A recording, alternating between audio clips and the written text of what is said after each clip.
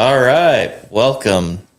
Good evening, folks. We're here live at the Fresh Palette Studios in downtown Williston, North Dakota. I'm your host, Shiloh, and tonight we have a treat. I have a guy that's one of my good buddies, and where did we meet, Jerry? I think it was the launch pad in last October when we were down in Arizona. But before we get to that, I'd just like to welcome you. Welcome, Jerry Garza. Thank you for To having me, Shiloh. Appreciate it. It's an honor to be here. Privileged.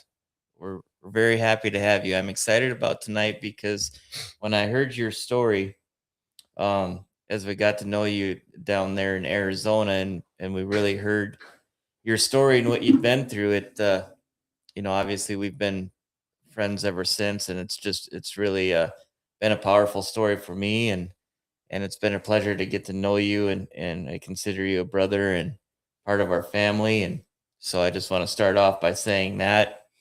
But let's take us back to the beginning of your story before we tell the testimony and what you got going on, and what Launchpad did for you. Certainly. My name is Jerry Garza. From Laredo, Texas. A shout out to the 956. I come back from I come from a big family. Uh, like I say, I'm from Laredo, Texas. I had a great childhood. My mom, she was a teenager when she had me, so she was a child raising a child and a boy at that age. But I did decide to live a different lifestyle because like I said, I came from a good childhood, but I lived a hard life by choice, you know. Yeah, But some of the things that I was involved in wasn't by choice because it was all around me. It was like it was in the air, you know, the gangs, the fighting. My mom went through a lot of things with my dad, my abuse, physical, mentally, spirit, whatever, you know. It wasn't a good thing. yeah, But and I grew up with a big family, you know, uh, six aunts, four uncles, and cousins up the yin yang. I had a lot of cousins, and but growing down in Laredo it's infested with gang activities. mm-hmm, It's infested with the cartel politics, yep, and you see like where I was raised in then the neighborhood we call it El Barrio, Santo Niño, but we call it Santo Niño means saint, you know, Niño means kid, but it was a Santo Niño, and just in my neighborhood alone, there was top of my head about maybe 6 7 gangs, yeah. you know, so but like elementary was good growing up, but when I hit middle school, it was like whoa, it was a whole different.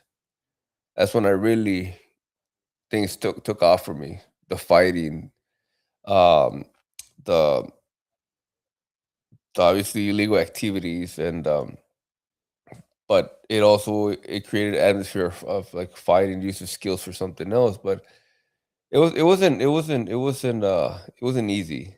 It wasn't easy. My mom always tried to keep me out of harm's way, but it was the choices that I made coming up in Laredo, man. It wasn't easy. So how many siblings do you have? I have two sisters and one brother. And where are you at as far as in age? I'm the oldest, You're the oldest. then Brenda, and then Jackie, and then Junior. He's we're 20 years apart. Gotcha. Yeah, and shout out to my siblings. Love you guys. And but yeah, I mean, it's been like I was like me and my sister Brenda. We were raised in Laredo Mm-hmm. for coming up years, and then we moved to Grafton. And my brother Jack, I mean my sister Jackie and my brother Junior, they were raised mostly up here. So how do you get from Laredo, Texas to Grafton, North Sorry, Dakota? my mom, my mom, she brought us back up here because the way things were in Laredo. They weren't good. We're we were living at my grandma's house, Mm-hmm. and for the longest time, and then we the gang activities down there were really bad, and then the drugs. Like I said, my mom was involved in a relationship with this guy, and one of my sister's dad, and we lost everything, man, because he got caught up with drugs and the border. I still remember to this day. It was 643 pounds of marijuana. Wow. Yeah, there we got cut there, and I was with him. It was in a semi. Yeah. Yeah, and we lost everything, like everything. Like he went to prison, to the feds. Um, like my mom was basically lost. We went from living at this house, and then went to a two apartment, uh, a 2 bedroom apartment. And he had kids of his own, so it was a nightmare, man. It was Yeah. a nightmare. It was my mom was not happy, and with all that happened with that situation, like she had nowhere to go. So we picked up and moved to Grafton. Gotcha. So can you explain a little bit more about, so you said when you got to middle school is kind of where things got bad for you. Like, can you describe a little bit about that? And again, you know, share what you feel comfortable sharing, but um yeah, if you could just explain some of the drug activity and things Yeah, like of that, course. that was. Well, that's when I started got involved with the gangs. That's when I started getting we would call the PGVs. Mhm. It's a gang from Dallas, and we were always fighting. We used to fight the cops, like the police officers. They would take their badges off Yeah. and want to fight us. Mhm. We're teenagers, bro. Yeah. We're 13, 14, 15-year-old kids, and we're fighting Yep. grown Grown people, men. grown men, and so going from that is just like it brought us hostile environments with the police, because like we started hating the cops. Every time we see the cops, we throw rocks at them, or just fight with them. But we were involved in drive-by shootings. Yeah. Uh, my cousin Pedro, love you Pedro, we call him Gordo. He got shot in the back a couple of times, and he's been handicapped a lot. I mean, for his whole life, obviously. I lost some friends to gang violence. I lost family to gang violence. Uh, So, if I may ask, I don't mean to cut you off. What made you turn to the violence, the drugs, the this activity that you're talking about? What made you go from having a good childhood to participating in this? it belonging to something, because growing up in the neighborhood in Laredo, Texas. I mean, you like, how can I say it? It's part of the nature, man. It's like growing up. It's Mhm. just there. It's just like you say, like there's 6, 7 gangs alone in our neighborhood. It's just like it's the environment, the it's just part of it. Just growing up into it, like it's different, and people don't understand that when you grow up in such environment, that you just like, you see people with nice cars, right? Yeah. You want that. Mhm. You see people driving lowriders, whatever, gold chains and stuff like that, and I mean, and then you see some relatives, uncles, that they're busting their butt to make ends meet. Yep. But when a drug dealer, he does it within a couple hours, and he's got money in his pocket. Now you mentioned the cartel, and I know that we've talked about this before, but um, some of your family was in the cartel. Is that correct? Some of Or the family, yes, it's in cartel, down in Texas and Mexico. They're involved in this such cartels, and it's part of the lifestyle, man. It's just like it's hard to understand it. If people don't understand it, if they don't live it, like when you see bodies hanging from the bridge, Mhm. decapitated, does something to somebody. When you see family members being shot in, like my uncle Jorge, like he was shot in front of our house when he was younger. He almost died. Yeah. And Jorge, he was he was the youngest of my uncles, and he was a brawler, man. He was always like fighting, but and he got shot in front of my grandma's house by some of the one of the neighbors' rivalry. But yeah, the cartels on there, man, are like a family that we have in there is like they're like lost souls. Hmm. Like they're not, you know that they're not. They've Yeah. been through some stuff, They've been through some stuff. and they think that like there's some certain things that they've done that they think they can't come back from, you know. Yeah. And that's a sad choice or sad way of thinking because being a God believer and being in Christianity, we know that God forgives us for everything that we do. Hmm. But people that done some bad stuff tend to say God can't forgive me for this, Not realize it. Yeah. not realizing it. And but yeah, it's difficult, man. Down there, we used to play around with bundles of weed. You know, we used to go to the river, walk down to the river when there was kids. Sorry, mom, you were gonna hear a couple of things you're not gonna like, but Yeah. so I apologize in advance, mom. But yeah, when we were kids, we used to go to the river and just hang out at the river, and there was bundles of weed. Yeah. You know, bundles of weed there, and people, and you have sacarios. Sacarios means sniper in Spanish, and they will be watching the bundles from across the river, making sure they don't get disturbed. And it was just part of life, man. So how old were you when you moved to Grafton? I was 14, 15, but then I went back to Laredo when I was 18. Yeah. Yeah, S- but Did you graduate from Grafton or yeah, where? Yeah. yeah.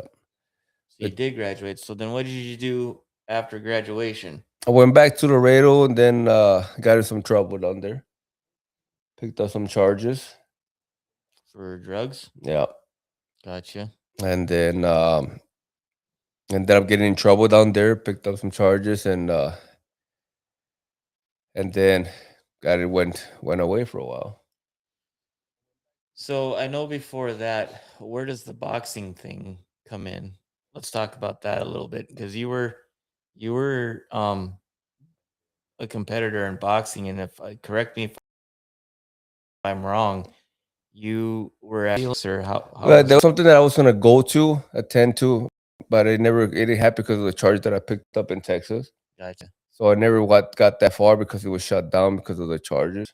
So when did you start boxing? When I was a kid, I was like 10 years old, and that went on for a lot of years. I trained at the YMCA here in Grand Forks. I trained with Virgil Hill's son, Okay. Virgil Hill Jr. Trained with him for a while. Met with him. So that was something that I wanted to do in my life growing up.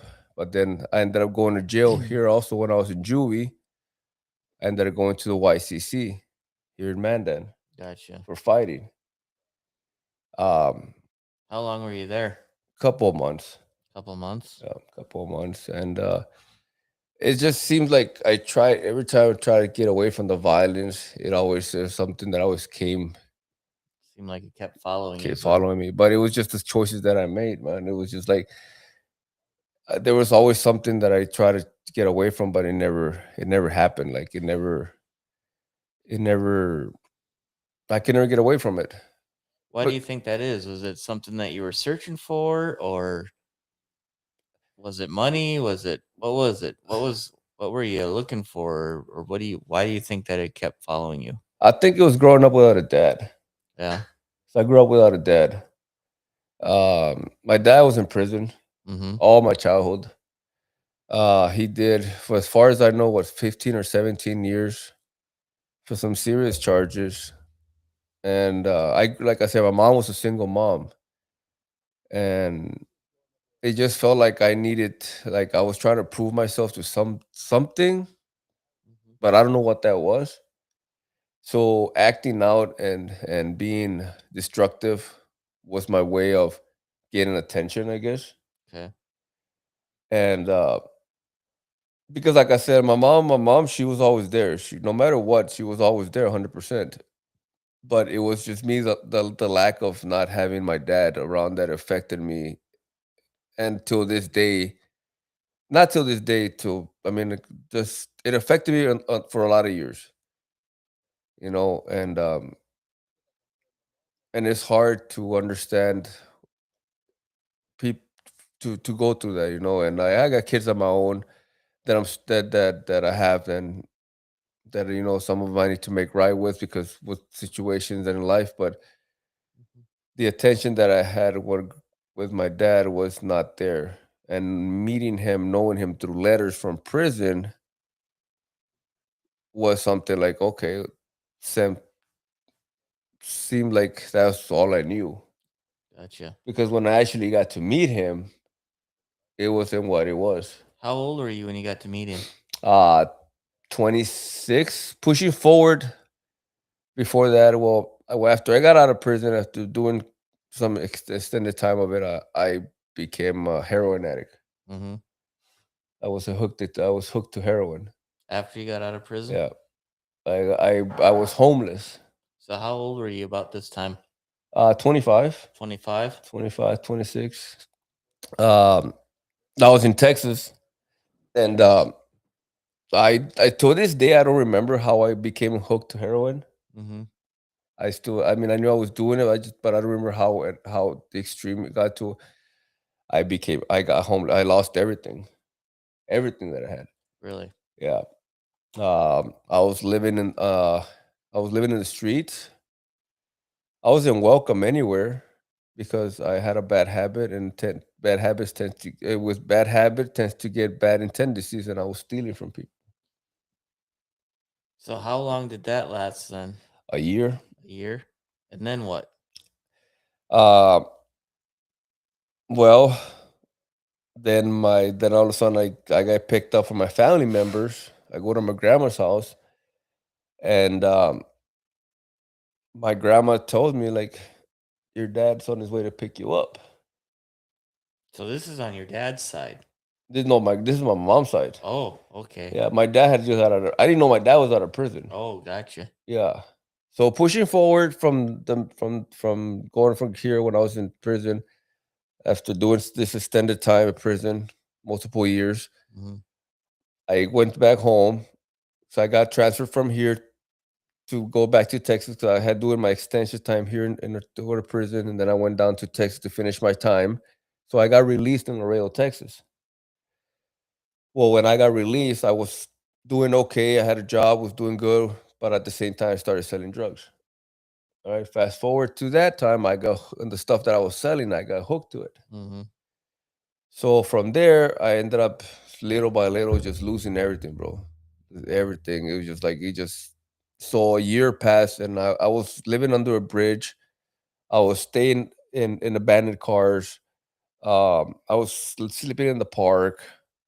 I would sleep a couple of blocks down my grandma's house because I wanted to feel closer to them, even though I couldn't go to their houses because I wasn't allowed to go to my grandma's house because I remember this time, love you, grandma, love you, grandpa. He's like, but I stole a $10 ticket from my grandpa, Hmm. and uh, and that's the reason why my grandpa, me and my grandpa, we had a fallout because of my addiction, and a lot of my family members didn't want me around because I would steal. I had a bad habit. Hmm. So I just didn't come around anymore. Yeah. I went I went somewhere else and just lived off what I could in the streets. So how long did that last then? About almost a year. Almost a year. Yeah. So okay, what after that had gone on? Did you ever come back up to Grafton at all? Or The next time after that, that's when I came when my dad came and picked me up at my grandma's house. My grandma called. I went to my grandma's. Like my family picked me up. They took me to my grandma's house for what I can remember. Uh, then my grandma says, "Your dad's picking you up." I said, "Really?" He said, "Yeah, your dad's picking you up." So we got a hold of him. We can't deal with this right now. You're too far gone. So when you need help, we need to. So my dad picked me up and he brought me to Alice, Texas. There in Alice, Texas, he isolated me for a week. Really? For a week, so I can come down, get off that stuff, cold turkey. Wow. Do you remember any of that? Uh, I mean, yes, I remember. I remember the calm down. It Mhm. sucked. I remember urinating myself, crapping myself, puking on myself, spasms. Like I remember taking off one day. I took off walking, and I'm lost. I mean, like I don't know where I'm at. I'm in Alice, Texas, this town where I've never been. Like I've been there since I was a kid, but I remember. So How I big come is Alice? about the Big. size of Williston. Okay. Yeah, So it's a little bigger. yeah. So I come back, and one of my cousins, he's standing in the porch.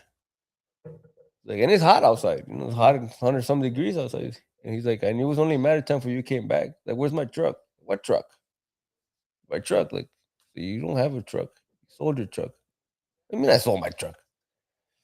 And me thinking my dad was there, it was just to me it felt like it was a facade. Like it was like Yeah. let's just like um hallucinating from the calm down. Gotcha. So it was like it was hard to and then but my dad the only thing I was getting for that condom was B12 shots in the butt, so I wouldn't die Hmm. because the heroin addiction is bad. It's a very bad calm down. It's the second worst thing for an addict to come down besides alcohol. That's number one. Wow. I did not know that. Hmm. So how long did you end up staying with your dad? 3 months, then he kicked me out. Then he kicked you out. Yeah. So Yep. the 3 months, then he kicked me out. We couldn't live together. He was institutionalized. mm-hmm. He was too strict. He told me that if I don't obey by his rules to kick that like, we're done. I'm not his son anymore. You're not my son. So he basically told me I wasn't his son. And I told him, you know what? I said, I've been with my mom for 27 years. 27 years, and not once she's ever kicked me out. I've been with you for 3, 4 months, and you're already kicking me out. So I left. I moved in with this. I moved in with one of my friends, one of my friends' friends, TJ, and his wife. I moved in with him. Then I started working with him, and I was working in the rigs down there in the oil field. Yeah. But it was I lived in a town for a year with close proximities to my family from my dad's side, but never talking to them. So have you ever talked to your dad since? No. No. Even till this day, I've been looking for actually as one person that I haven't for that I've been wanting to talk to forgive Yeah. for all the stuff that he did.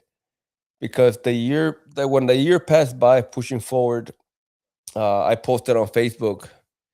Well, I'm going back to the Dakotas, Mm-hmm. back to North Dakota.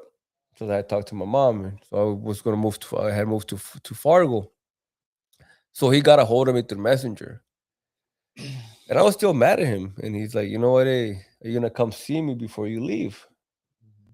So I was like, "Yeah, sure, I'll be there." I wonder if he's still waiting. I never showed up. He never showed up. I never showed up because I was mad at him, man. So are you able to contact him now if you I've tried. I've been looking for him through Facebook. I call neighbors to see if they know where his last known address. yeah. But they wouldn't give me anything. But the only reason why, because my mom, she's asked me like, do you even think do you even does he have you ever, I said, do you even care if he's still alive? Honestly, I've told her no. I really don't care Yeah. because he was never there for me. Yeah, you didn't never knew him, I suppose. Yeah, I never did know him. And when we talked, we didn't talk like father and son. We talked like friends. Yeah. And so, but Well, then I left there and I moved to Fargo. Lived there for a few years until well, I know there's a lot to your story, and I wanted you to lay it out a little bit for the people here because your testimony to me and where you have come from, Jerry, to where you are now. And we're going to talk about that here in the next segment after we do our little advertisement here. But to me, it's powerful because, and I know that in Arizona we talked about a lot of different things, and it was just what you've come through and gone through. And yes, admittingly, you did a lot of it was your choice, right? The Mhm. choices that you made.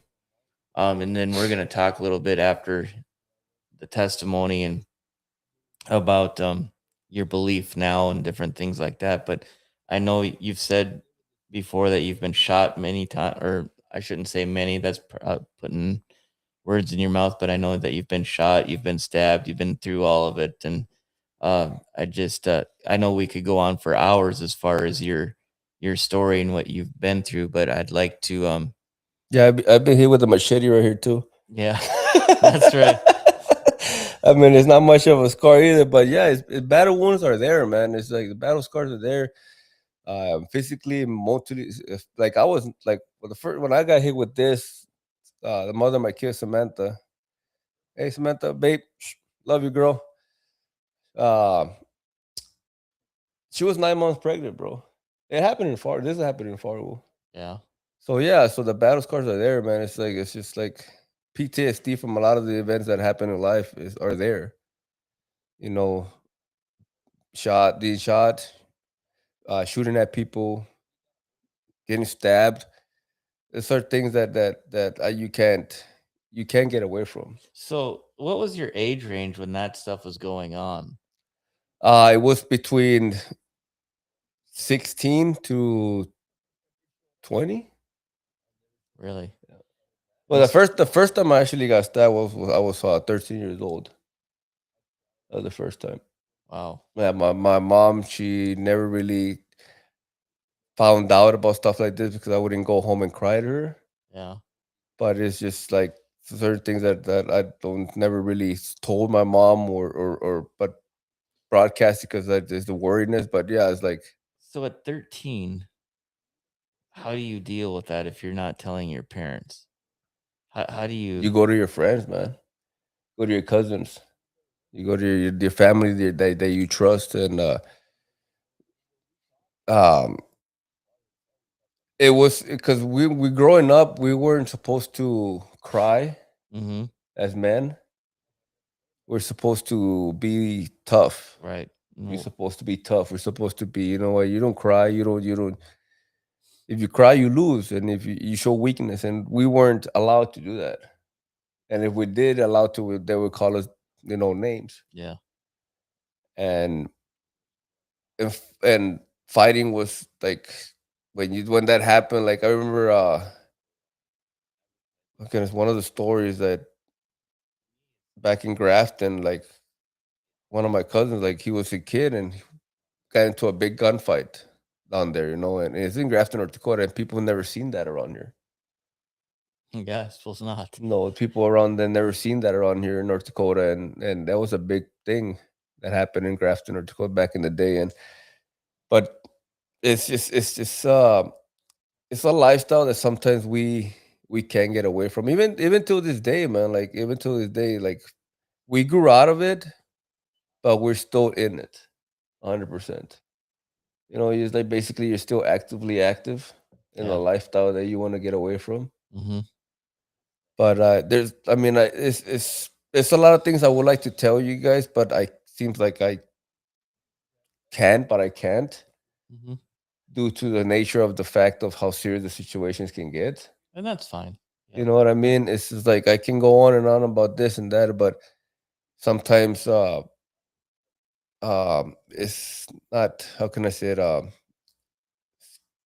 there's restriction to certain things of stories that happen in life that you cannot bring to light because it's consequences. Mhm. And I Yeah. mean, especially on like if yeah, I'll talk, like I said, I'll talk to you any day about situations and Right. when we're one on one and this and that. But Mhm. No, I get it, and I'm grateful that you're just here sharing what you're sharing because like I said, this next part is going to be.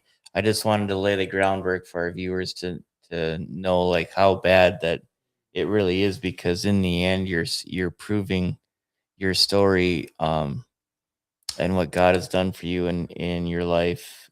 Oh yeah. It's just it's really great to see. And so, but I wanted people to see the other side a little bit, and so they had kind of a, you know, Yeah, story to go on. it's So there's a lot, man. Like from going from that life to even to my heart attack last a year and a half ago. yeah, Like and that's where we're gonna start at here as soon as we do our advertisement here. Are we ready, Marco? All right. So, obviously we have the Fresh Palette Studio down here at Fresh Palette on down here in Maine. Excuse me, down here in downtown Williston. It's not quite where we're not quite finished with it, but it's coming together pretty good. So, I just have a quick question for you, Jerry. Are you fueling your body or just filling it? at my I said, are you fueling your body or are you just filling it? oh, I'm fueling it. You're fueling it? Well, Yes. that's good, because here at Fresh Palette, everything's organic, from supplements to snacks to frozen meals, plus fresh coffee and smoothies made right. Eat clean, feel better, perform stronger. Fresh Palette, fuel your life the right way. And And the smoothies are great. they are. We both had one of those. What are they called, Marco? Spunky Monkey. Spunky Monkey, shout out to Fresh Palette. Thank you for the pastry, the treat. It was awesome. Yeah, they it's actually made it has a whole bunch of stuff in it, like oats and honey, Oh, peanut it was butter, really and good. then the whey protein. Yeah, I enjoyed it. It was actually really delicious. Thank you for the recommendation, and I would definitely come back I suggest strongly suggest it. Sorry, my English is a little bit on the Broken broken. sometimes. Aren't we Yeah, all? are we all? Yeah. So no, it was yeah. Fresh Palette got some great smoothies, and I would definitely recommend it to your friends, man. Yeah, they've got a bunch of stuff up here. So yeah, we really appreciate the space and the opportunity to do this. So again, if you guys get a chance, come up here to Fresh Palette in downtown Williston. You won't regret it. So, Oh, you won't. well, with that being said, let's start with the heart attack, and then we'll work our Okay. way into Well, Launchpad. pushing forward 20 years from now, after two more extensions of prison time, which I've done, but a year and yeah, last a year and a half ago, suffered a heart attack. Um, so I was here in Williston. I was working, and before you know it, I collapsed. Mm-hmm. Boom, I collapsed, and so I got up, and then I got rushed to the emergency hospital, and then from there, um, for the gracious of God, the mother of my kid Samantha was there to help me through it, and I got flown. Well, I got driven to Minot on an ambulance, and I was there for 5 days at the hospital, bro. Mm-hmm.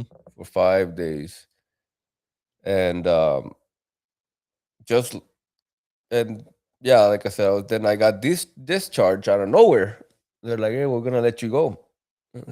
It's okay. So I mean, I'm in mine, and I have no shoes, no wallet, No, nothing. nothing. My phone, and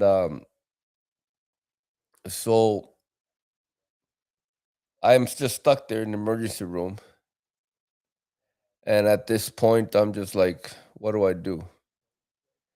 Uh, so I'm like an ER, just sleeping there for a day and a half, and I'm fighting with people because I don't understand why I'm just stuck here, and I'm talking to God, and yeah, I even tried to recommit myself to the hospital because I didn't know what to do. I couldn't get a ride back, and I did reach out to a few people, but they would tell me no. And I reached out to my cousin Xavier, love you, cuz he lives in Grand Forks, and I'm talking to him like literally at this point I don't know what to do. He's like, dude, so I'm walking. I decided to walk from the ER to Williston when I'm on the phone with him. Mhm. And I'm crying at this time, and my cousin's like, "Dude, so you gotta go back to the hospital." And I walked. I showed you how far I Yep. walked when I was in mine. I showed you Yep. how far I walked. But I'm in a no shoes, socks. I look like a mental patient. Look like a mental patient. I look like a mental patient. So, but I was talking to my cousin Xavier. He's like, "Dude, you gotta go back, man. Well, I don't know what to do." Well, I'll buy you a ticket just to get back. You need to. So, so he convinced me to go back. And I come back to the yard, and I'm sitting there, and like I said, this time I'm just pleading to God, pleading to God. What do I do? Please figure this out. I'm crying, just wah wah wah, and then by the gracious of God, man, I this lady, her name's Michelle. Um, she, as like I said, as I'm praying to God with my head down, crying, this lady Michelle comes up to my shoulders, and she puts her hand on my shoulder. She's like, "Excuse me, sir, are you okay?" I look up, and all I saw was this bright light. Like I just like, oh, like what? And I'm it's like, "Sir, are you okay?" Like, yeah. I said, "No." I said, "No, I'm not." Then I start crying even more, and she's like, can I help you with something?" And I guess like I said, who do you have nothing? What are you doing here? Like I told her my story. Within that, I remember what I said. You know that I've been here for this long, so I have no shoes. I'm trying to get back to Williston, blah blah. So she went to talk to the register, to the lady at the front, and she was arguing with the lady. And then she comes back, and then she was, and the thing is that she was there with her family because her, I believe her dad or her father-in-law was in there for a heart attack as well. Oh, wow. Yeah. So one of her family members, she told one of her family members, "You go take him downstairs, get him some food, whatever he wants, and we'll figure the rest out." So I went downstairs, uh, got some food, and I felt so grateful, man. And they even bought me a pair of shoes. They I bought me, remember you telling yeah, us that. they bought me a pair of shoes, and I have a lot of shoes, man. People that know me, people that know me, I have a lot of shoes. Like Yeah. I love shoes, shoes and hats. So, and I have some expensive shoes, but the shoes that she bought me, they're from Payless. They're just regular shoes, dude. Like they got it from or Kmart, whatever they got them from. I don't know. Mhm. Uh, but I have those. I still have those shoes, and those are the most valuable shoes that I have to me. Yep. Because they For good have reason. Yep. yeah, for good reasons. So with that being said, they said, "Well, is there anything we can do for you?" I said, "Well, I don't know what to do." So they got a hold of some guy named Michael from the shelter place, Mhm. and he offered to there was this guy from a shelter. There was no room at the shelter, but he offered to rent me a room at the Super 8. So we left the hospital a few hours later, and I'm like I said, I'm still grateful, still crying, and just I don't know where these people came from, whatever. And she stopped at Subway, bought me some food.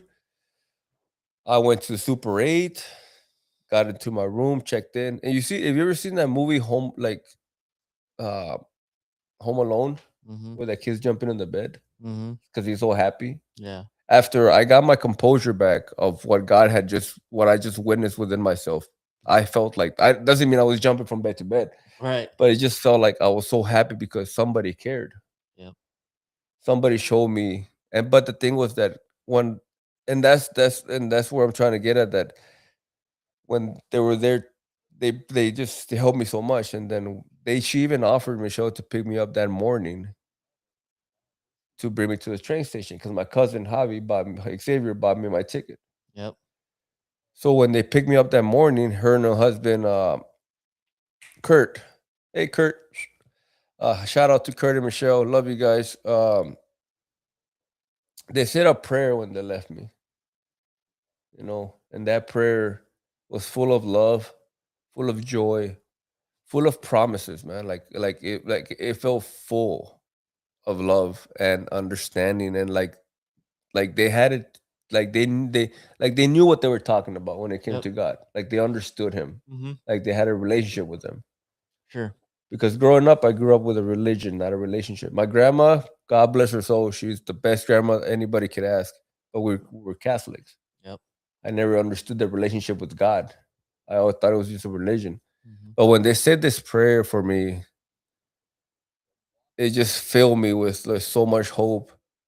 And after even praying to God, you know, and He brought these people to my life, like I still talk to them, bro, to this day. That's awesome. I still talk to them. And that was how long ago now? Almost 2 years? Year and a half ago, Yeah. almost, yeah. And like I said, I still talk to them even to this day. And then, well, pushing forward on that end, uh, as they when they left me to the train station, I like came to and like that whole ride to Williston, like I didn't know what I was gonna do. 'Cause I had no job, I had no money, I had nowhere to go. Mhm. Um, so I was ready to leave Williston and go to Grafton. And I was had talked to one of my other cousins, Angel. We call him Bingo. Shout out, cuz. In Grand Forks, and I said, "Dude, can you find me a job at your company?" He said, "Yeah, sure, blah blah." But then came to the point where what am I gonna do? Because I got kids here. You know, I can't just leave. Yep. It's another story Yep. that adds to that. So I talked to my mom too. She's like, "Well, you can't just leave. You got your kids over there. That you're trying to figure that out with." So what I did was I ended up staying at a friend's house in her and in her couch and her because I knew her nephew, and they gave me a spot at their place. And I told her, you know what, I'll be out in 30 days. Okay, so I got a job in backtrack, and I got a job at Noodles and Company, Mhm. good old Noodles and Company, and I just started just as a helper, Yep. Oh, and so I started working there, and then I they gave me a place to stay, and then they said, "Well, I'll be out of here in 30 days." Oh no, take your time. So no, 30 days I'll be out of there. God is good. 27 days I was able to get out of that out of that living in that couch and gotta live moved in with somebody in a trailer. wow. Yeah. So by then I'm still working at Noodles, and then before you know it, I became a team manager, and then I became a shift manager, the manager, and then the assistant GM. And that's where everything started coming together, bro. Oh yeah. That's And that's where Steve comes into the that's where Steve Black comes into the picture. Good old Steve Black. Yep.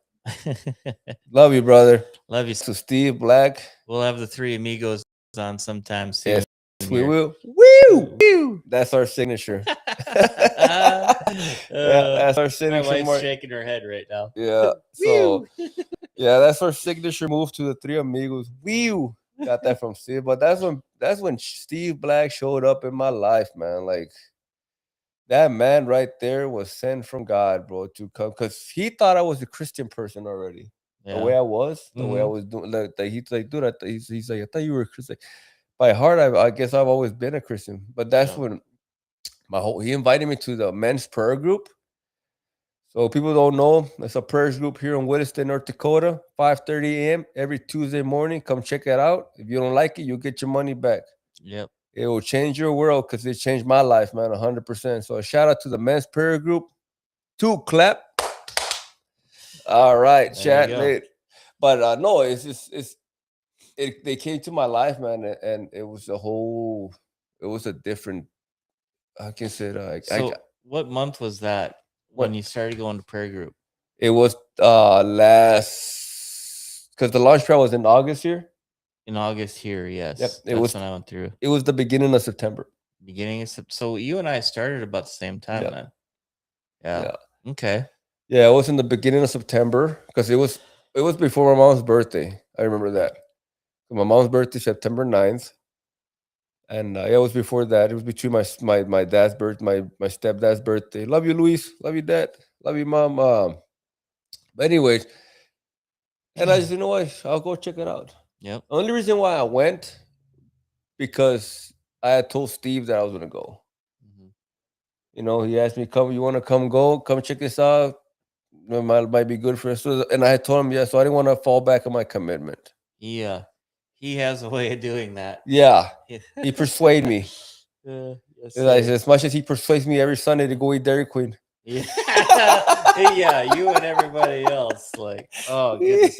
I have never seen a human being eat as much ice cream as Yeah, that guy does. But yeah, and yeah. So, but yeah, then he brought me there. And it's like, and then when I seen all these guys, bro, worshiping God and praying to God, and it gave me an understanding. You know what?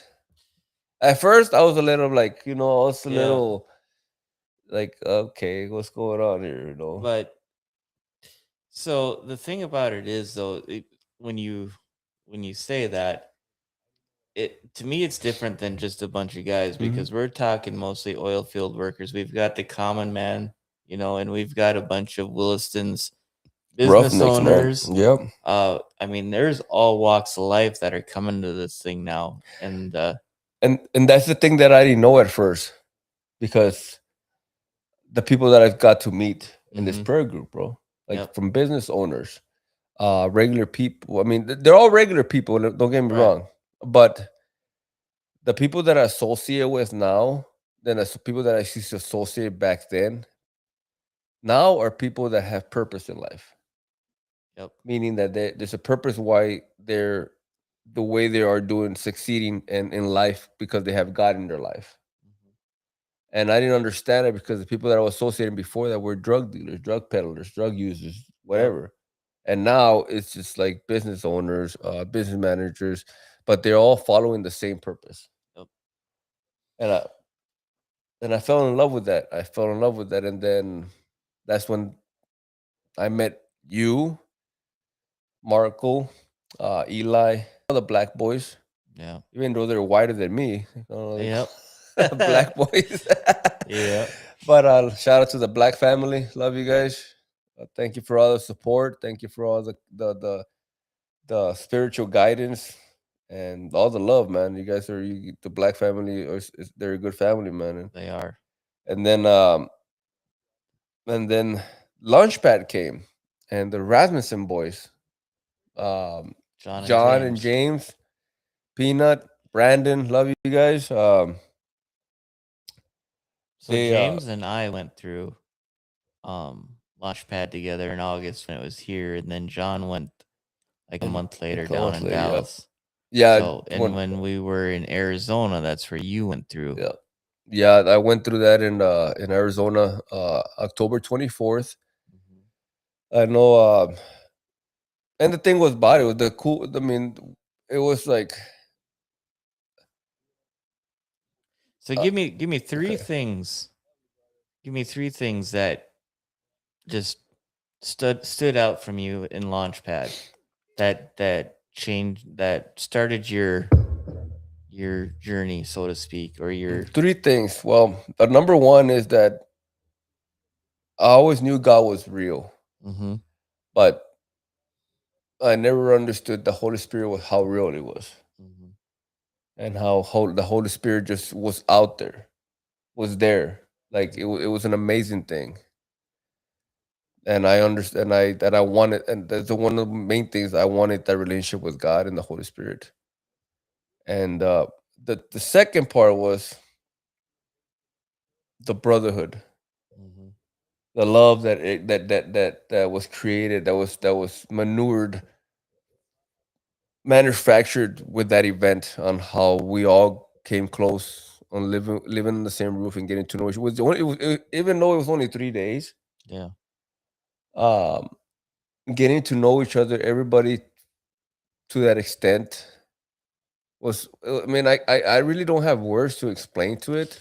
So that's that's part of it. So when we went down there, I mean, we flew. There was 40 of us Yeah, on that plane, yeah, it was a lot of and us. then we stayed together. In some of these guys rented Airbnbs, and Hmm. this house that we were in, there was 20 of us guys in that house. Yeah, And so when you arrive at one of these events, and the first day that you go through, because you learn how to lay down burdens, and we're laying down burdens and and different things like that, and you're really starting over. And when you talk about a religion like you have, you've stated earlier, it's more about a relationship than religion, right? Mm-hmm. And the reason why I asked you earlier about what you were searching, what caused you to get in that stuff and what you were searching for is because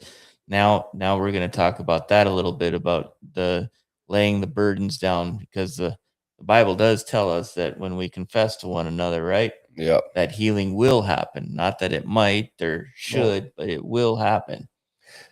Well, it's like for me, like I've tried everything, bro. I've tried being in the gangs. I've tried the drugs. I've tried. Mhm. It never worked out, man. Prison life, it never worked out. So giving God a chance to change my life, opening the door for Him because I have a trust issues. Yep. I mean, I'm very enclosed person. Right. My walls are thick. They're they're taller than the Mexican border wall. You Hmm. know, they're high up there because I've been done wrong a lot of times in my life. You know, people that I trusted. So for me to open up to people when it comes to God in the way that I have, especially in the most vulnerable state of life, was hard for me. Especially in a group of people where there's what 600, 700 guys. Yep. Yeah, at that particular event, there was Yeah, 600. and At that point, that was the biggest one they they did. did, and yeah, and that it was very it was intimidating, to Mhm. be honest. I'm not gonna lie, it was intimidating because I had never been to such big event if it wasn't because it was but what I'm trying to say is that it brought what I was saw in people like when Frank Ortega and Steve Weatherford were Mhm. talking about what is done to their lives, you Yep. know, God and what they're doing in life. I fell in love with that, man, because no matter what your background is in life, you can have that. Mhm. I mean, you can have success, you can have wealth, you can have freedom, you can be saved in so many ways. And I just and when I did the cone plunge and laid down my burdens, it was like, you know what, man, like God Left it in the water. left it in the water. It says, you know what, this is what you want from me. This is what I'm supposed to be doing, so I can have a better because nobody said that Christianity is going to be easy. Mhm. Well, yeah, in fact, it's the total opposite. The Bible will tell us about walking that narrow Their path, breath, right? yeah, it's hard It is. because it's a devotion, it's a dedication, it's a commitment. And I'm not saying we're Well, and the other thing about that too, Jerry, is once you put that on your chest and you Mhm. start walking around with that, you put a bullseye on your back. Yeah, You really do. exactly. It's like people that know me, and even till this day, oh, now you're just doing it no, it's not for performance. Not because Mhm. I'm not. I don't get.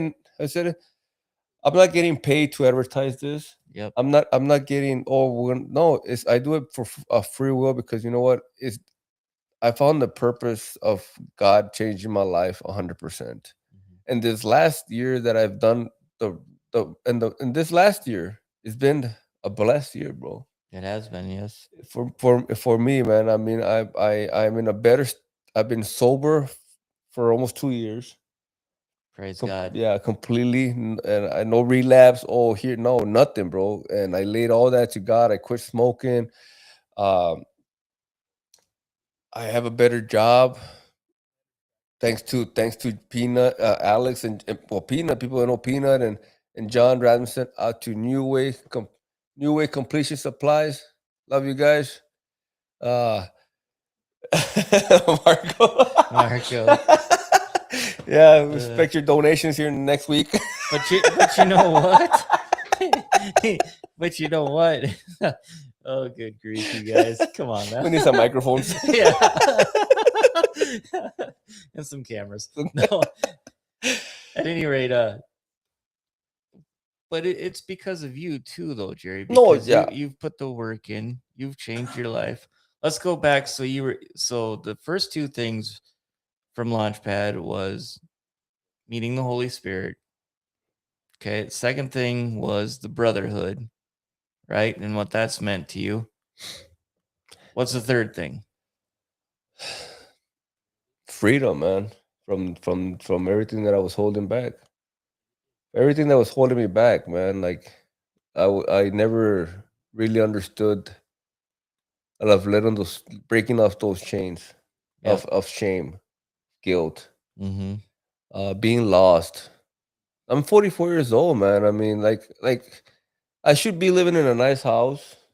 I should have I should have, like the way I see it. I should have a, a better. I should be in a better Mm-hmm. place. But you know what? This is where God wants me right Yeah. now. Yeah, you're getting there. Yeah, and I'm getting there. You're Yeah, getting there. I'm getting there. Most definitely. But it's taken a lot of work. It's taken a lot of I've humbled myself a lot. Mhm. I surrender myself a lot. I mean, I do jail ministry, bro. Yeah, we're gonna get into that in just a minute. Um, That's an awesome thing. I wanted to talk more a little bit more about Arizona because the one of the stories that I like talking about is, and I think you've heard me say this before, that I've been able to do a lot of different cool things in my life and with horses and the horse industry Hmm. and different things and just. But I have to say that trip to Arizona, when we're walking around with the shirt that you have on now, okay, we're walking around Gilbert, Arizona, and we're out evangelizing and doing different things. And it was pretty cool because this particular time we went out and you remember when we went to the grocery store? There Yeah. was 6 or 7 of us.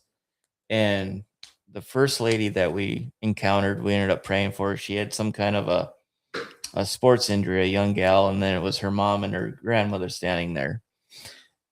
But the other story was is when we walked out and that older lady followed us out, chased us down, and asked us to pray for her. Do you remember her? Yeah. And because she wanted us to pray. She was going to meet her son that they've had an on and off relationship. I think he was coming out of sobriety or whatever the case may be. And we stood right in front of that grocery store and prayed for that lady. And I have to tell you, Jerry, that is what really kind of sparked me. And that was one of the greatest things. I call it one of the neatest things I've ever been a part of. Yeah. And I can relate with that because when me and Peanut, that same when we all went, we it was me, Peanut, and his brother Mike. Mm-hmm. Um, we went walking, right, and we saw this homeless guy Mm-hmm. standing there, bro, in the light, and something brought me to him because I've been homeless, Yeah. and something brought me to him to go pray for him, and so we went over there, and Peanut was. I remember Peanut's look that he was staring at me like he didn't understand why I was praying for this guy Mm-hmm. with a sign, like he didn't understand at the moment. Yep. But when I told him, I've been because I started praying and Been I that told, guy. yeah, I said I've been you, Peanut, he like he finally like okay, like that was a big moment for me Mm-hmm. because uh that's where I could see him understand where I was coming with that prayer. Yeah. That was a big moment for me because relating with this individual. And then after that, like we even took off with him, followed him to the gas station because Peanut ended up filling up gas tank because he needed to get somewhere. I ended up buying him chips, oil, whatever stuff that he needed. But it's things like that when you can relate with people in their circumstances. Mhm. That's what I fell in love with the compassion of it because I never really had too much compassion for people. Mm-hmm. I grew up very cold hearted. Cold hearted. Yep. They a lot of people could basically vouch for that. I never really had sympathy for people Yeah. because people never had sympathy for me, Yep. and it was just the way saw it. So let's go back to Launchpad just a minute. the other question I wanted to ask then was, where was the point at in that whole of, and maybe it didn't happen at Launchpad specifically, but at that at what point that weekend, or that time frame, did it just click for you, like something was different? When I was in the airport Which time? on the way back, On the way back? when I laid everything on my kids. Mm-hmm. Yeah, when I laid everything down when she stuff that she needed to hear Mm-hmm. and know. That's when it finally clicked me. And that was part of giving and receiving the unforgiveness, You know, I'm it was assuming. mostly giving the forgive, like 'cause I wasn't doing it for her Yeah. at that point because we weren't together anymore. Mm-hmm. We were separated already. I was doing it more for myself because if I'm gonna be real with me, if I want to be real for God, then I have to be real with what I have to lay down. You know what I mean? Yep. So for me to be honest with the stuff that she needed to know, and to give, I mean, also to give her comfort and closure. Mm-hmm.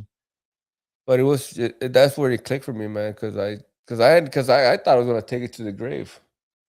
Yeah. To be honest, But there again, that's some of that freeing, right? yeah.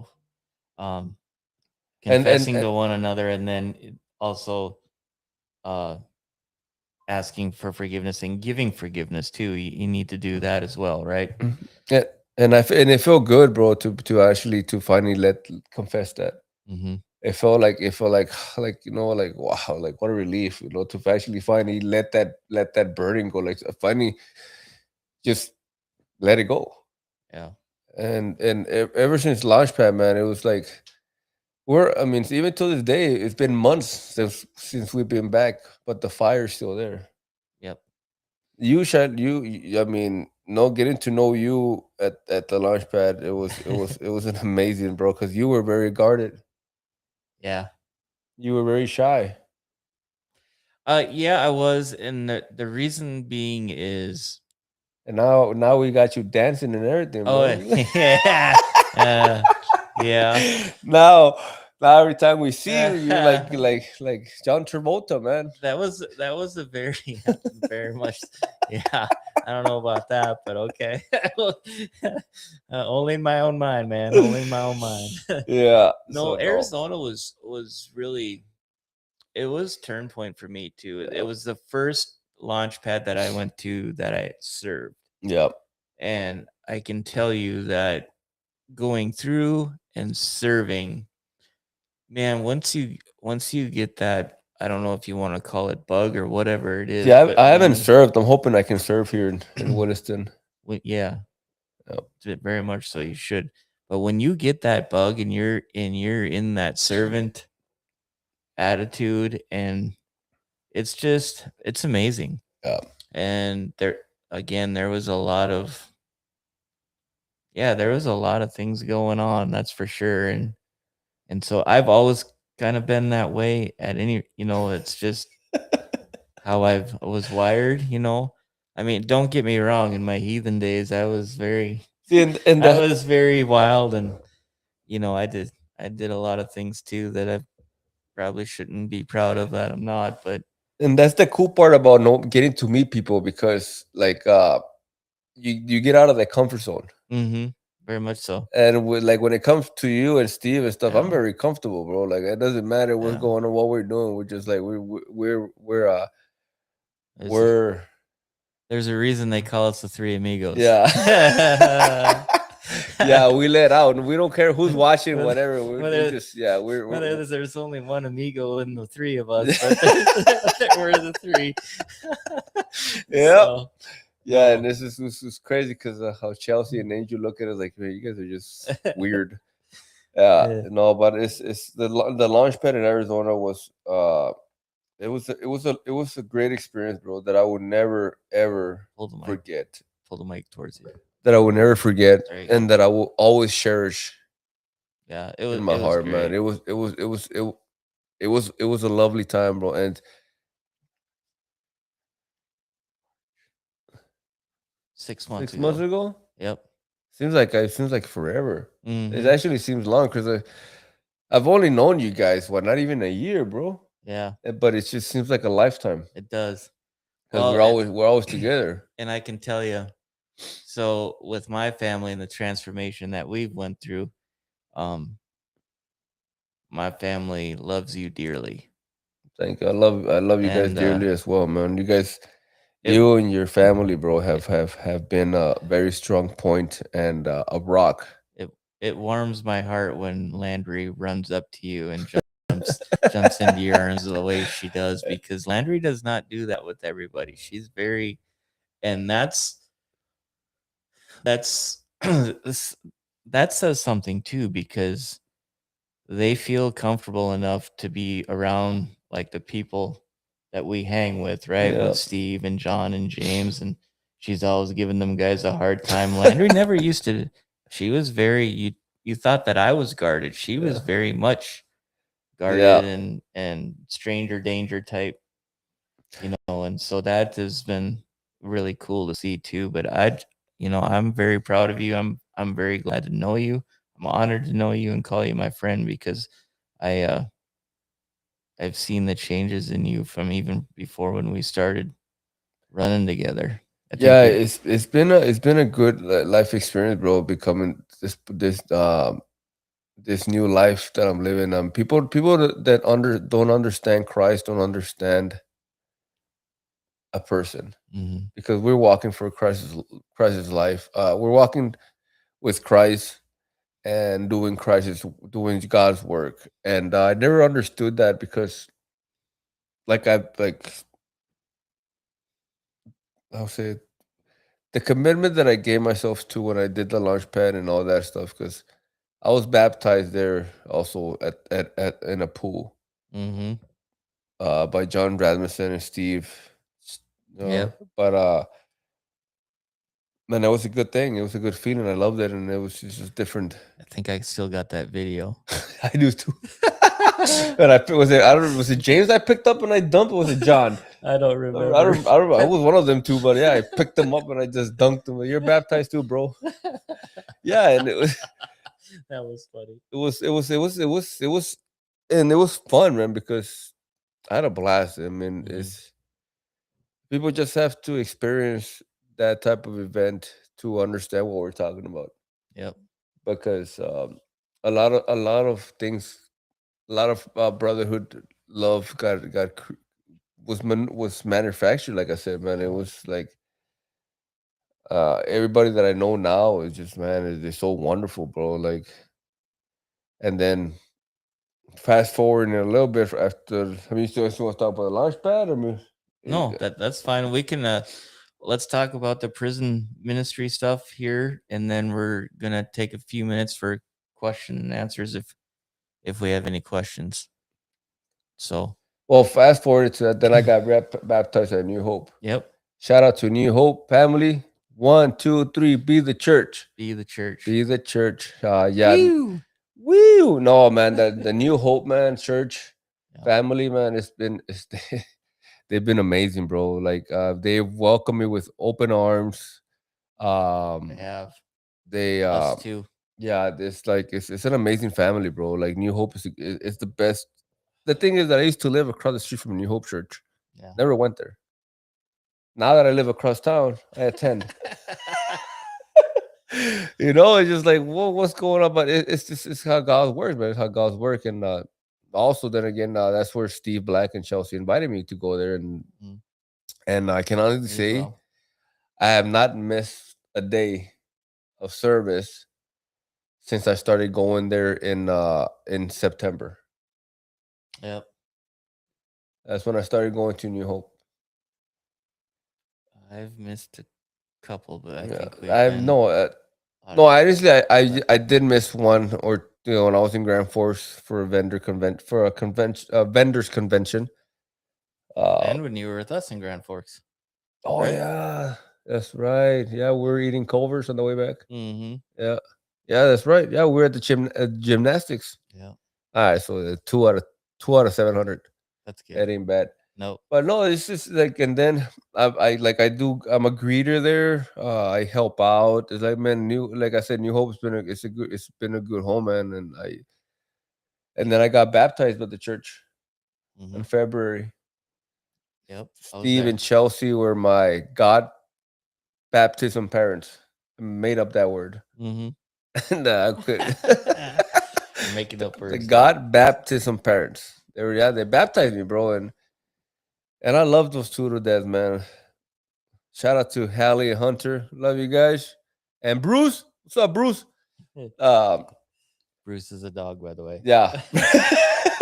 which Steve loves very much. Yeah. Yep. Steve loves Brucey. But no, man, it's like I just got to it's been a it's hard for me to explain because like how can I say people don't know they know the old me Mm-hmm. because they haven't met the new me, Yep. you know? And but the life that I live that I choose to live now is not because I give all my God my all my glory to God. I give all the glory to God, man. Like He's the one. He's the one that did this change. I just put the work in, but it's not hard to love God. Yep. It's easy to love God. Uh, and I've been true to myself when it comes to being openly with Him, especially in front of people, because I was used to I used to be embarrassed, you know. Mm-hmm. But now, like, I mean, don't get me wrong. I don't go, hey, hallelujah, you know. Mm. But I still tell people, you know, Jesus loves you. I pray for Yep. people. I would like, you know this, like me, you, and Steve. Some of the guys, if they compliment me on my shirt, Mm-hmm. automatic prayer. Yep. Yeah, every time they ask me, hey, you got a that's a nice shirt. All right, well, it's just, I have to pray for you. Yep. Anything, and then that, and to being asked by the community, that people that know us, to feel uh Excuse me. bless you, Apologize. um to have like when like a couple of times that we've been called on. They call us the Minutemen, by the way. Yep. Because if we people call us for prayers, Yep. and we're there within a couple minutes All right. praying for them, and to be known by that, by the community, as prayer Excuse warriors. me. Prayer warriors it's a privilege, bro. Because like you said, like people, you know the new me, Yep. they knew us. And the spiritual we're living right now, that I'm living, is man, it's a good thing, man. I mean, I really, like I said, I don't have words other than saying God is good all the time, and all the time God is good. And Sir. but you know how we hang out, bro. It's just us, we're just being us, and I like how people like seeing us, and they look at us, like I've been asked questions like, "Why are you so happy? Why are you so happy? Like, why are you so happy?" Like when I used to come to Noodles and Company, bro. Yep. Like the atmosphere that was there, like dude, like you just you're good at your job, like. And Mm-hmm. so, but the only answer that I have is because I got God in my life. Yep. God makes this happen. God has opened my heart Oh, to tearing the set down yet. love, because I have a good relationship with my family, man. Like my mom, like we're closer than ever. Like I just got off the phone with her not even a couple hours before he came here. Mm-hmm. But it's restored relationships. God Good. has restored relationships in my life. Um, Redeemer. yeah, he's good.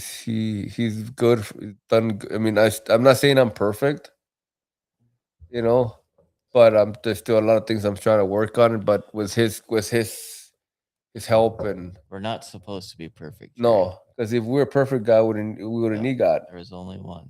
you know. But it just is. I mean, a lot of changes have happened in my life, and I gave the glory to God, and I wish I could have said like I love sharing my testimony, man. That's great. Yeah, it's a good feeling. So, right quick, how do you go from being in prison to going to prison Good to question. That's to a do good the prison question. ministry? That's a good question, man. Let's Because talk about. I've been praying because when I was in prison this last time, I started a peer support mentorship group for inmates, Mm-hmm. right? And I was doing orientation presentations and helping people. And the thing is that the thing was about it that I wasn't gaining anything from it. You know, I was maxing out my time, so I did it because I wanted to. So you So felt lukewarm, is yeah, what I'm hearing. yeah. Okay. But when I've been praying to go to the jails and because I can relate with that, Mm-hmm. and the opportunity came up, man. Like I was praying on it, and I talked to somebody. I talked to Mike Pettier, and Pettier sent me to the right direction with Randy. Shout out to Randy. Randy, I talked to him. We talked. He liked my story, and he invited me to go do a ministry with him in Sydney County Jail. That's cool. And I just got off the phone with him before I came here because we plan on going again. And but it was something that I've been praying on for a while, and it just happened, man. And it's a calling that I've been wanting to do, and 10 people were saved that day, bro. Came to That's learn, awesome. I was just gonna ask yeah. you that. 10 people came to know Christ that day. 6 guys and four women. We did 2 Bible studies, one for the guys, one for the women. It's awesome. And yeah, 10 people came to know Christ, and and it was, and Randy and I asked Randy, like, dude, what do I do? Like, I was like, just go with it, Let's go with it. just go Tell with your it. story and Yeah, just go with it. So kind of like what we're doing now. yeah, and it's just so I just took over the car, and I just boom went with it, man, and just and before you know it, we're like I said, we're in Sydney County, and we the best part about it was the day that we did it, Easter Sunday. Easter Sunday. What a perfect day, huh? Hmm. We're all covered in the blood. Yep, Easter Sunday, bro. I was like, I could have, because that was, I mean, yeah, it was no other better that they could do it because, and the crazy part that we got stuck by we were behind the train, trying to figure out because the train wasn't moving. How you're gonna get there, huh? So Oh me and boy. Randy are like, man, what are we gonna do? Like, I don't know. Should we pray the train out of the way? So, we pray the train out of the way, but the train wouldn't go nowhere. So like, so we're just stuck there behind of a train. So we ended up, and it's getting close to our because we only have an hour to get there. And so we went all the way around Highway 5, and then boom, finally made it. But we got there 4 minutes late, Oh but boy. we made it happen. Yeah. And yeah, it It was was an meant to it be. was meant to be, bro. It was an amazing thing. It was an amazing event, and I would, and even Frank Ortega, he when I was here with him. Hmm. He heard about it. He's like, "Hey man, I heard you went to cinema, man. Let's go." He was so proud of me, bro. Like he's like, "Dude, you're doing amazing things, bro." So you That's say, his thing. Yep. "Yeah." Youth He's like, ministry. "Dude, you." So he invited me to Florida. Yeah. He invited me down to Florida, bro, There you go. to go do a jail ministry in the prison down there. Yeah, he's doing some amazing things down there. Yeah, he It is, was really man. cool. Shout out to you, Frank. Love you, Frank. bro. Yep. And Guy Jones, his best Yeah, friend. Guy Jones, man. He's there. Yeah, just shout out to you, guy, man. Love you, bro. Can't wait to see you again, man. It's an Mark. amazing, man, and to see that people, because I kind of said people that don't understand the joke, like Gabe Black, Yeah. talking about Gabe. Yeah. Yeah. Remember that they were eating at the tavern. Yeah, he was like, man, he's like, I would never not make it in prison. Poor Gabe. Yeah. No, it's people that don't understand the prison life. they don't like. It's just like I was showing them pictures of my prison. 'Cause I have pictures of prison when I Yep. was in prison myself, and I was showing them to Gabe, and it's like, dude, like, Well, correct me if I'm wrong, but you were in solitary confinement for quite a while, oh were yeah, you? yeah. I was in solitary confinement for at least 3 years. 3 years? Yeah. Wow. Yep. That just makes your story all that much more powerful to go through all of that stuff.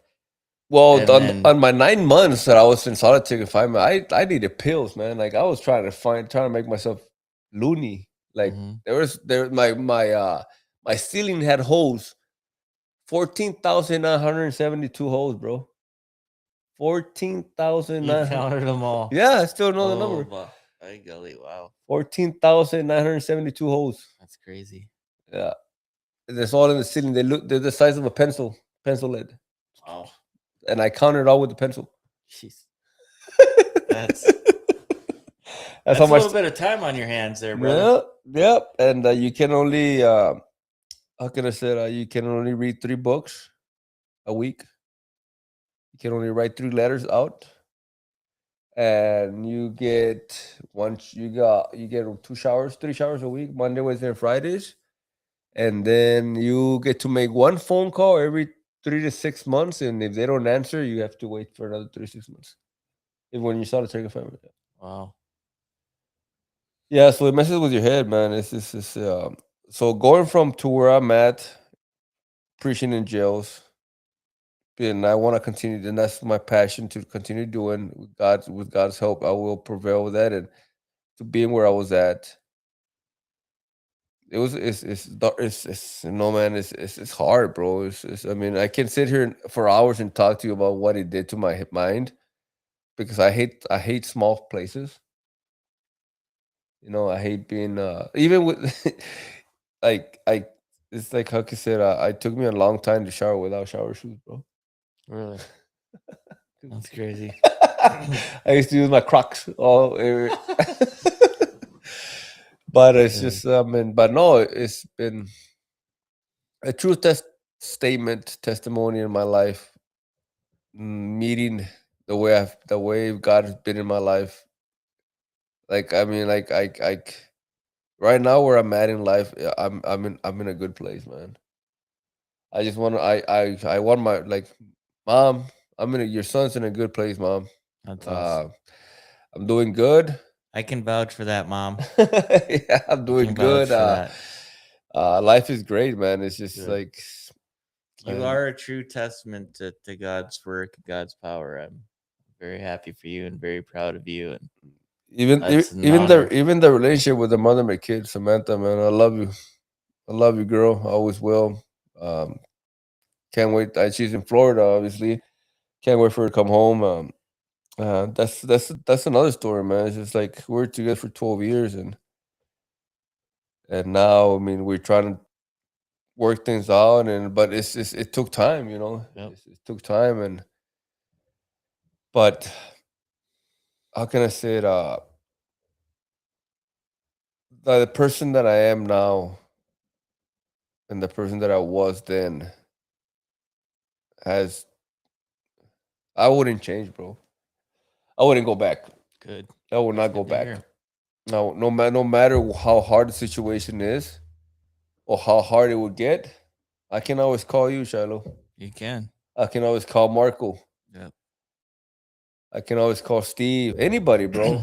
I can, and knowing that it will help me. It will prevent me from going backwards. Yep. You know. That's and that, there again, that's what the brotherhood is about, right? It's I know that we use the term prayer group a lot, but it's so much more to me than that. It's like you said, it's the support. And I've used the example many times of well, Marco and Jazz and yourself showing up for Josiah at Taekwondo when I couldn't be Cool. there. That was pretty cool. Um, I still got videos of that. yes, Yeah, he's pretty handy with a kick. and coming Yeah, and that's and the going thing, bro. to Like it's not only that. It's like your kids, bro. Man, it's just like it's to have that, like, it's blessed, man, to have your kids in your life. Like right now, like I'm fighting for my kids, man. Like I've been this, well, I'm still trying to, but that's a different story. And it's like it hurts me, it kills me every night. But you know what? I have to stay strong. Yep. I have to stay strong because I made mistakes in life that I'm trying to fix, and It'll get there. it'll get there. Yeah, it's like that's a different time, different day. But like I said, no, it's been a blessing, bro. Like tomorrow, I have another, what is a banquet that I gotta attend to. Mm-hmm. Like I get invited to a lot of banquets now, Yep. and it's nice, man. It's to be recognized as a man of God, and to be able to attend certain events Be a that part of the community. yeah. Yeah, be a part of the community, and not just a part, but be a thriving part of it, you know? And no, that's great. Marco, do we have any questions? No No questions? questions. That's good. No questions. Makes the night easier. Yeah. Well, Jerry, I really appreciate you being No, here of course, of and telling course. your story. Um, the reason that why we started this show is for this reason, that hopefully these stories are touching people, encouraging them in whatever issues they may be facing, to reach out to someone, and just get to know God and that one-on-one relationship, right? Mm-hmm. So that's that's what our mission is here, and we'll see what this all develops into. I'd like to have like you and Steve on, and we'll have a little roundtable discussion, and with the Rasmussens and a lot of the people that you've mentioned tonight, I'd like to Yeah, of course, have man. in Yeah. here, and we're gonna talk not just stories, but you know, evangelizing and God stories and some teachings, and I'm You're just gonna really looking forward to what this is gonna be. So Yeah, I know this is just a practice run of what's to come, and I'm honored to have been able to be a part of it, and and just great things are gonna come out of it, man. I want to ask you this before we pray out of this thing. Give us your I am statement. Oh, I am a man of God. I am a man of integrity. I'm a loyal friend. I'm a man of God, and I am boxing my way into heaven. You're boxing your way into heaven. That Hmm. is awesome. Well, I'm a fisher of men. I'm clothed with the full armor of God. Yes, you are. I'm I'm armed with His word. My name is Shiloh Kilber. However, amongst my brothers, I'm known as a flaming torch for Jesus. Yes, you are. Yes, you are, and yes, you are too. Thank you. So, with that, I'm gonna say a quick prayer, and we will end tonight's broadcast. So, just Heavenly Father, thank you for tonight, and thank you for this opportunity, and thank you for Jerry being here. And I just ask that whoever hears our words, that they take them however they need to, and just that it softens someone's heart and mind, Lord, and just bring them closer to you. And I just ask that you continue to bless Jerry, and protect him, and just keep working through him, and expanding your kingdom. And I pray these things in your mighty name, Jesus. Amen.